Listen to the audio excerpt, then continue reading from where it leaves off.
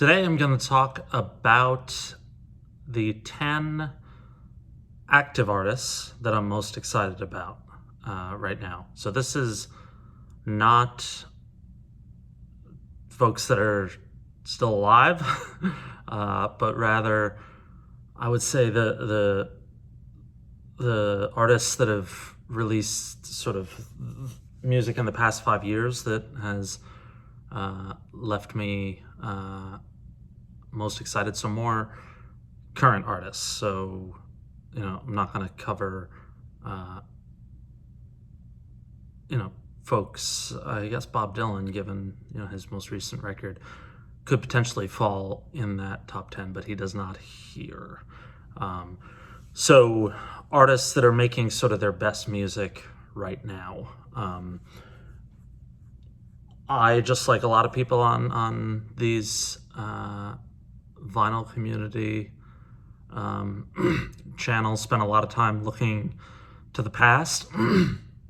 It's most of the stuff that I talk about is 60s, 70s, 90s. And I am not very good at keeping up to date on sort of the best current acts. I'm trying to get better, spending more time in Apple Music and Spotify, searching around and getting recommendations from friends. So this list will probably appear a little bit, how do I say it? A little bit not sort of relevant. No, that's not the right. Well, it may appear that I'm not really in tune with sort of some of the better acts around right now, and I'll be the first to say that that is accurate. But there are people making music right now who I love. So I didn't spend a whole lot of time. I'm sure there's folks that I listen to that I'm forgetting. One that came to mind as I just sat down was Phoebe Bridgers. I don't like that record as much as some of my friends who are over the moon about that record, but I do like it a lot, and she should probably be in this top 10. But after I just did a cursory kind of look through my records and pulled the ones that stood out. So who else did I forget? Let's just say Phoebe should have been in this top 10, but here's where I'm at. These are sort of in order from 10 to 1. So to start, the Arcade Fire, still one of my favorite bands. They are due for a new record. I think they're still together. This is The Suburbs, which came out, I don't even know the year on this, and the liner notes certainly aren't helping me. But I love all of their records. Reflector is probably my least favorite. But I hope that they have something new on the horizon. It would be so great to see them live once we're able to do so. One of the best live bands, I would say, at least from the past 20 years or so. I've seen them 2 or 3 times. Last time was at the Greek Theater, and they were just tremendous. So number 10, or not numerical, but number 10 is the Arcade Fire. Next, sort of in that vein, would be LCD Sound System. Maybe the act that I've listened to most, or close to, I said Justin Tunzel in a previous video, but I listen to LCD Sound System all the time. They put me in a good mood. They're funny. They're just such a great mix of dance and rock and roll and all sorts of genres. The documentary on them is great, and lead up to their final shows at Madison Square Garden prior to breaking up and then getting back together again.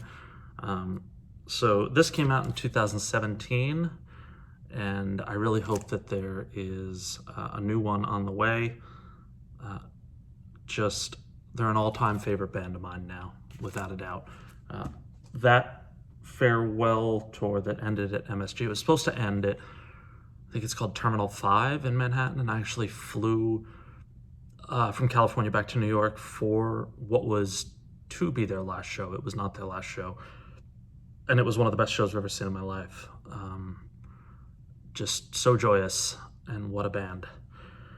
Number 8, may be a little bit of a surprise that I'm choosing this over his proper band, but Jeff Tweedy put out his now 3rd proper Jeff Tweedy solo record. I think it's the 3rd in the last 3 years. And these, some of them didn't grab me at first, but over time,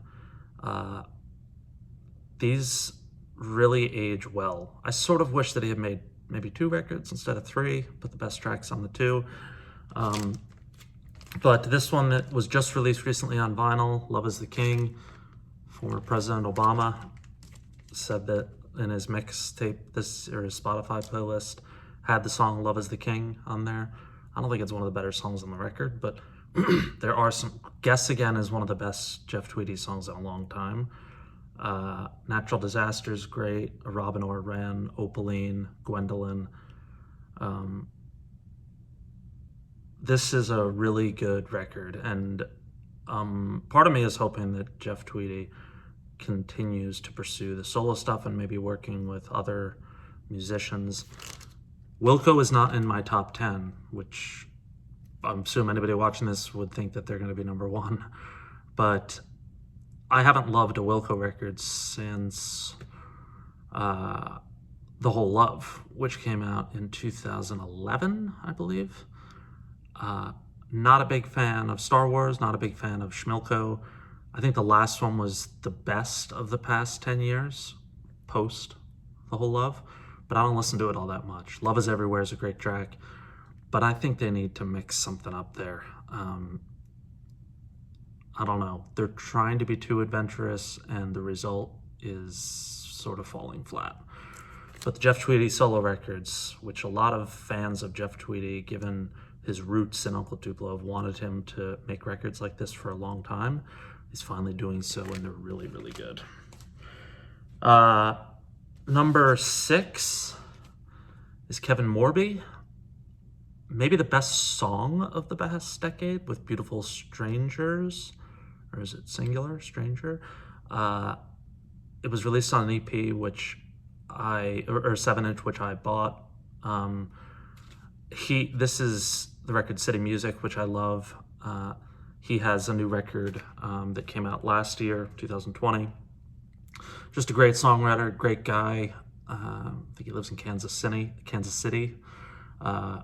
I've watched a number of his Instagram live performances that are just very charming, and he and his, I think it's his girlfriend, Katie Crutchfield from Waxahachie, they do fantastic sort of in-house performances. But Kevin Morby's a great songwriter. I discovered him at the Wilco Festival at Mass Mocha, which I talk about all the time here. I went in 2013, 15, and 17, the Solid Sound Festival, and Morby played on one of the side stages and was just tremendous. I'd never heard him before, and was an instant fan, and I've been a fan ever since. So Kevin Morby at number 6. Number 5, I've known about this band, but recently I've been listening to them. Excuse me. I've been listening to them a lot. This is Hooray for the Riff Raff. This is their second to last record, I believe. The Navigator is the most recent one. This one, Small Town Heroes. Let me grab a drink here.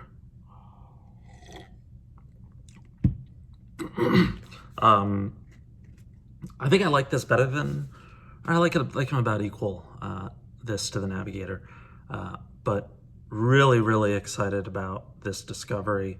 I can thank my friend Scott, as well as the Digital Gramophone, who mentioned, I believe, the Navigator on a recent video, which drove me to buy that record and to go back to this one. And man, has it been worthwhile. Just a tremendous talent. And I think their last record was 2017, so I'm hoping for a new one soon. Number 4, this may come as a bit of a surprise, this high, given that they started 25 years ago, and I think their peak in terms of audience size has long since passed, but J. Farrar and Sunbolt are still making really, really strong records. This is their last one.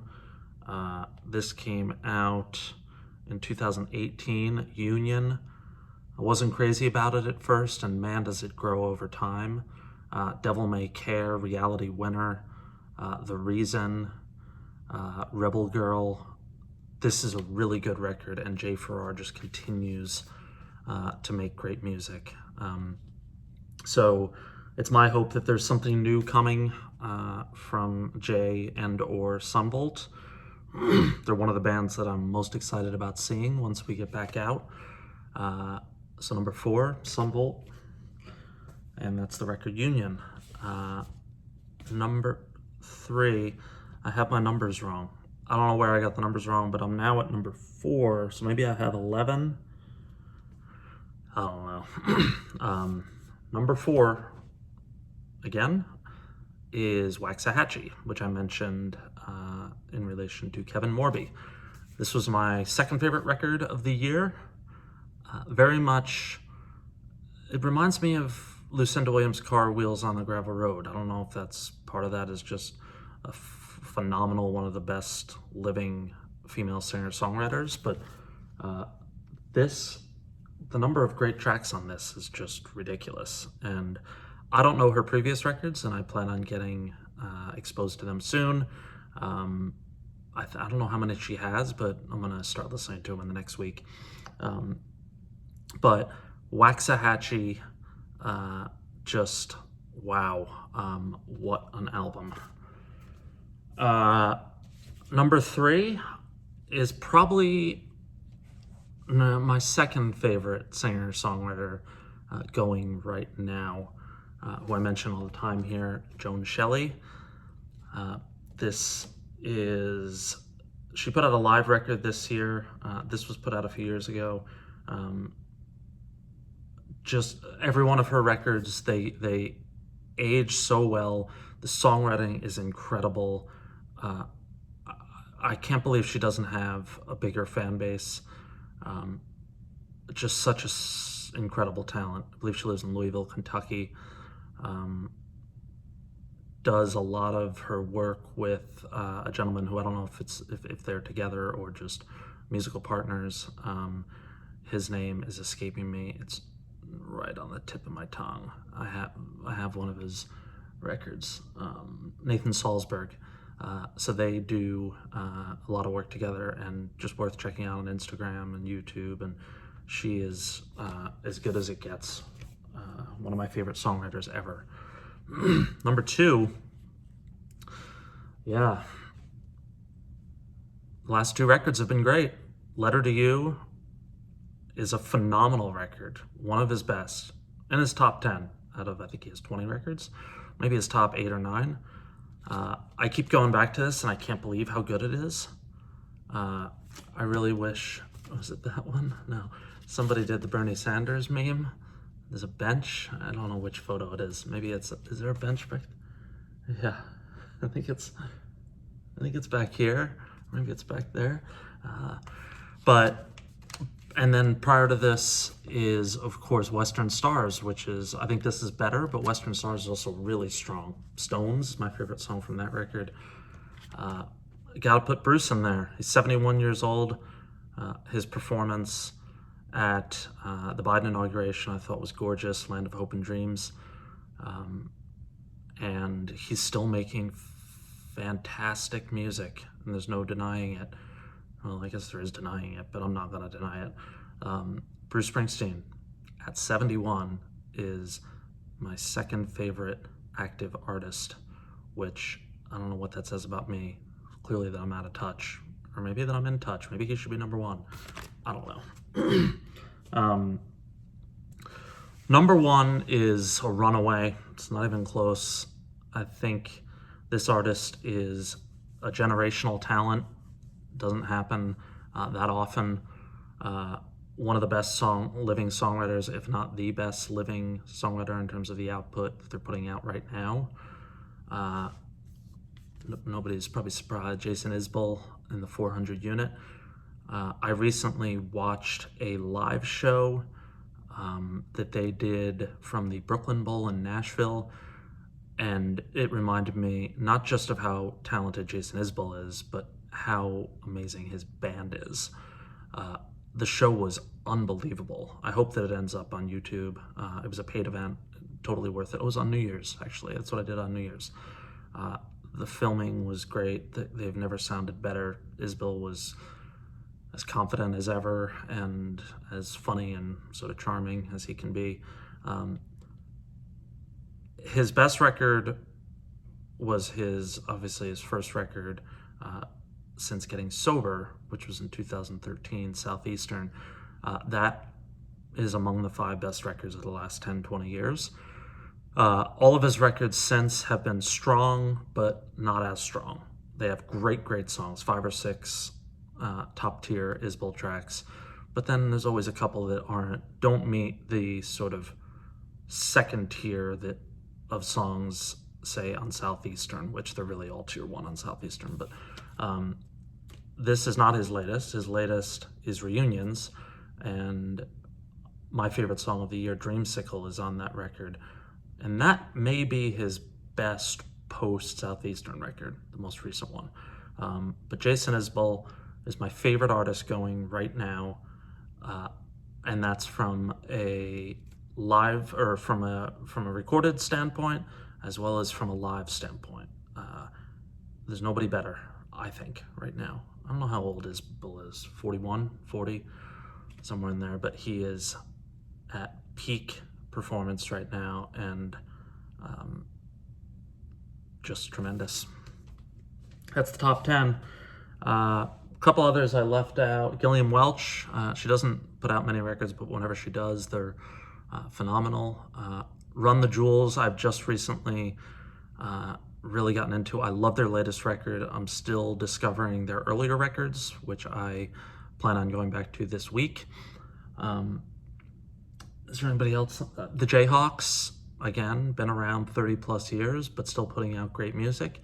I thought XOXO, their most recent, was mixed, but their previous, which is right over there, because I almost had it in the top 10, Backroads and Abandoned Motels, is among the 3 best Jayhawks record. On certain days, I think it's their best, although it's not. Hollywood Town Hall will always be their best, I would think, but it's probably number 2. Anyone else that I'm pumped about? Who else? Just scouring I guess that's it. Courtney Barnett was close, as is Kurt Vile. The War on Drugs, a lot of people are probably surprised that they're not in there. I'm still getting into them. They've got a sound that's taking me a while to fall for, but I got their live record. I really like it. I think I'm gonna listen to that today, actually. And that's it for now. Hopefully in a year, I will have a better understanding of contemporary music and have more to share. Finally, to close out, a record I wish more of you knew about, and this is tied to Sunbolt. This is the J. Farrar record, Sebastopol, after a town in Northern California, not too far from where I live. This was his first post-Sunbolt record. I think it originally came out in 2001 or 2. This was reissued in 2016. Looks like there were only 1,000, and I got 841. This is a phenomenal record. Never got its due. I remember when it came out, I was living in Brooklyn, and friends of mine, whenever something came out by any of the bands we love, we would immediately get together if somebody got an advance. 'Cause back then, you'd get an advance on CD. Somebody would copy it from CDR. So, yeah. And I remember I heard this, and I was like, this doesn't sound like Sunbolt. It doesn't have that sort of Americana, Midwestern feel, but this album aged so well. A tremendous band that was backing him. Gillian Welch and David Rawlings actually appeared on this. Steve Droz. I can never pronounce his name. I believe that's the guy from the Flaming Lips. John Worster, incredible. Just Matt Pence from Centromatic plays drums. Kelly Jo Phelps. I mean, this is just an all-star cast on a record. There's an EP that he put out called Third Shift Grotto Slack, which has 5 tracks: Greenwich Time, Damn Shame, Station to Station, Kind of Madness, and Dues. All those songs are great, and they didn't even make the record. Actually, Damn Shame did. It's a remix. So the other 4 did not, and that just shows, because the record has a total of 17 tracks. I mean, listen to this record today if you're just and it kicks off with Feel Free, which, man, J. Farrar Sebastopol, one of the greatest songwriters ever. That's it. Hope everybody's doing all right. Thank you to the new people who are watching my videos. I know I say it a lot, but I started this, I think it was January 11th, so just a little bit over a year ago. For the first few months, I had like 15 subscribers, family and a couple friends. Some friends didn't even want to subscribe. Some family didn't even want to subscribe. Now it seems like there's a bunch of people watching these videos, so I'm grateful. I enjoy doing these. I will try to do more. There's a lot to talk about this year on the music front, and I think coming out of the year and a half that we will be in some form of lockdown, I think there's going to be a lot of great music. So it's going to be fun, and I look forward to chatting with you all soon. Take care. Enjoy football today if you're watching.